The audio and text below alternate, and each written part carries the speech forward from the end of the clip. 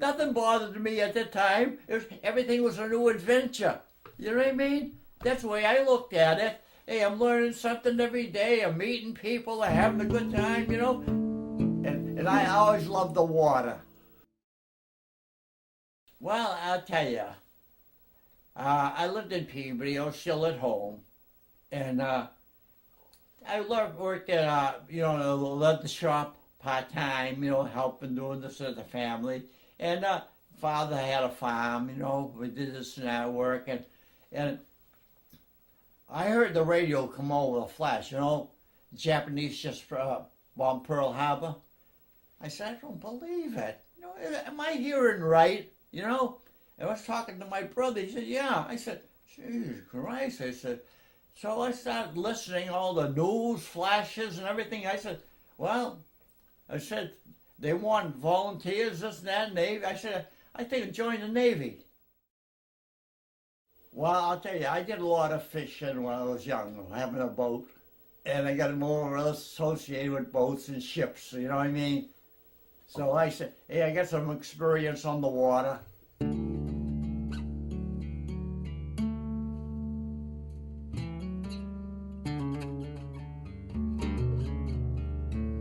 Later on, when I got in the service, basics training was in Newport, Rhode Island.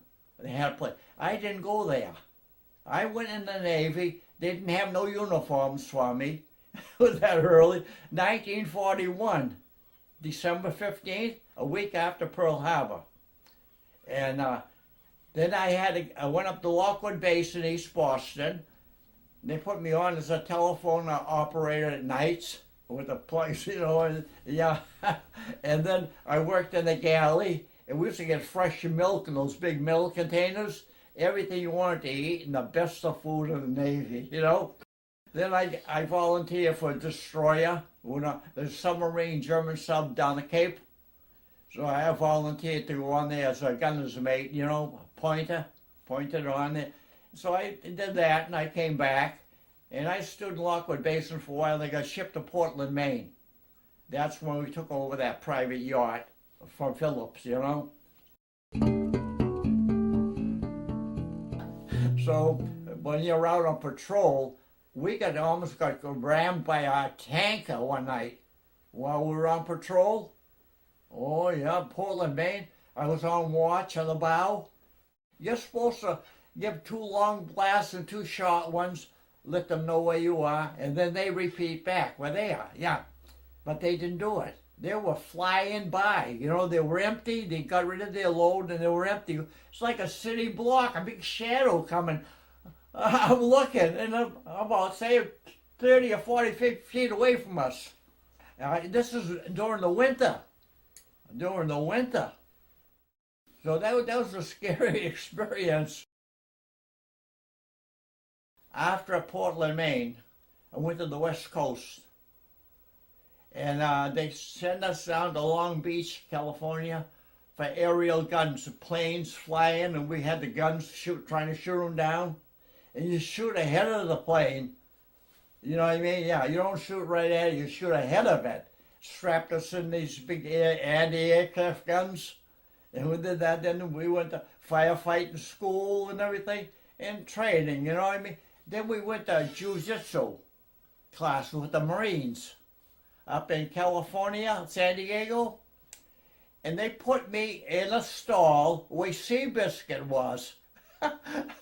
The Tanforan racetrack, the Navy took it over, San Diego. So they put us in stalls, and over the stall was Seabiscuit.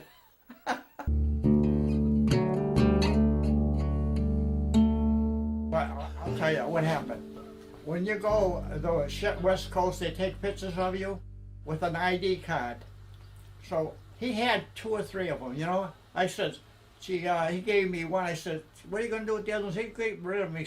I said, can I have another one in case I lose one? He said, sure, no problem. So I figured, hey, 21 years old, I figured, there's nothing wrong with that, right? So what happened, I was partying a lot, like sailors do, and I lost my ID card. So somebody must have turned it into him. I'm out in the gunnery range, 2 days, one day before I was supposed to get the medal for good conduct, I'm out the gunnery range, and I'm getting the sharpshooter's medal, which I got. And I get my name over the loudspeaker, report on the master's arms. So they give me a deck court-martial, it's the lowest thing. When I had a hearing, I couldn't say nothing, defend myself, or nothing. So there's 10 days with bread and water. Every third day you get a meal in the break. So for a minor thing like that.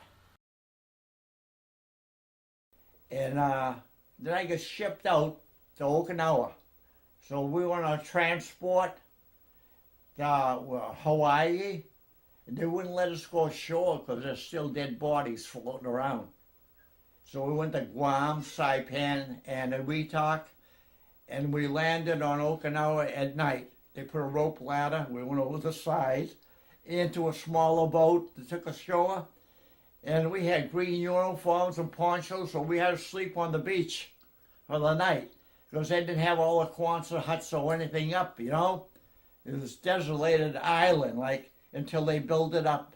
Then they had the Marine Checkerboard Squadron airfield with the gull inverted wings Corsairs next door to us.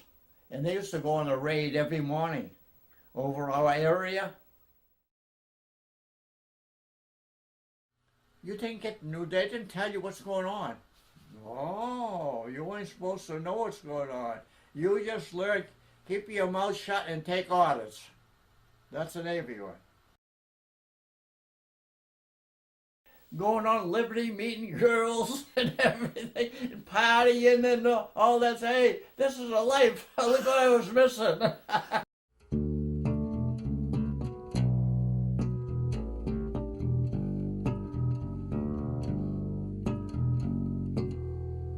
I had some good times.